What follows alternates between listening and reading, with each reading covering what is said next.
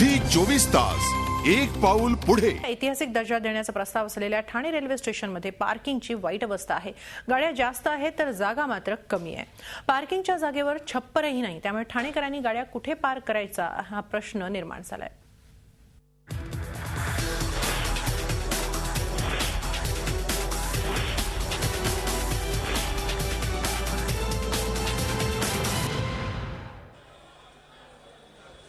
मुंबईप्रमाणेच ठाणे शहराची वाढ झपाट्याने होते।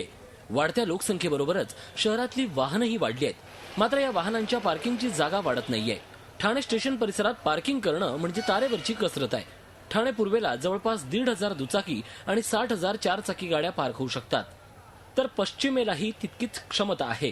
मात्र ठाण्यातील वाढत्या वाहन संख्येपुढे क्षमता तोकडी पडते, त्यामुळे गाड्या पार्क करताना गाड्यांचं नुकसान होतं, गाडीच्या पार्टची तोडफोड होते आणि त्याचबरोबर पार्किंगवर कसलीही शेड नाही किंवा छप्परही नाहीये, त्यामुळे लोकांना पावसात भिजतच आपली गाडी पार्क करावी लागते।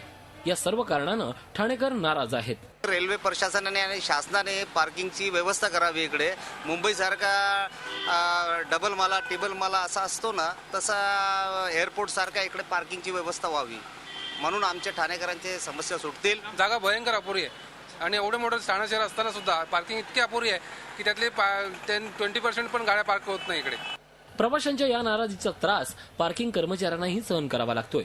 पार्किंगवर छप्पर तातडीनं लावण्याची मागणी या कर्मचाऱ्यांनीच केली आहे। पावसामध्ये पब्लिकला भिजत यायचं, त्याच्यामुळे पब्लिक आपल्यावरती भडकते आणि आम्ही पब्लिकवरती भडकतो। कारण पैशाचं काहीच नाही, फक्त कारण एवढंच की अपुरी जागा, शेड नाही, त्याच्यामुळे पार्किंगला त्रासदायक होतं आणि त्याच्यामुळे ती भांडण उद्भवतात।